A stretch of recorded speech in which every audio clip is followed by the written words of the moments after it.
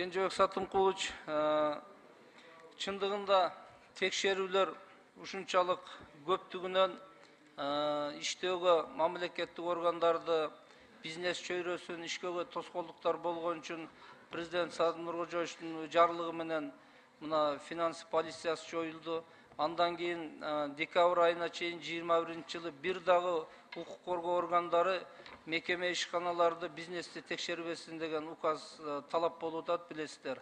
Азыр прокуратура кызматкерлери дагы декабрь айына чейин бир да ишкана мекемени текшербейт. Бүгүн текшерген жок. Эгерде арыз гана болбосо, арыз түшсө, ал адамдын укугуна байланыштуу, ошон үчүн текшерүү аракеттерин кылып атат. Ал эми бизнести колдоо боюнча бизде башкы прокуратурада башкармачылык түзүлдү. Бул бизнесмендердин укугун коргоо боюнча аларды текшерип каралоо эмес, кандайдыр бир аларга таасир этүүлөр болсо. Ал эми мамлекеттик органдар тарабынан мыйзамсыз текшерүүлөр дагы пландуу текшерүүлөрдөн башка текшерүүлөргө быйыл тыюу салынган. Эгерде ошондой текшерүү болсо, башкы прокуратурага же прокуратурага арыз жазып келип арыз жазыштын кажети жок. Бүгүн прокуратуранын сайт иштеп жатат. Сайтта онлайн түрүндө арыз бере турган бөлүм бар. Аны мен анан жардамчым гана окуй алат.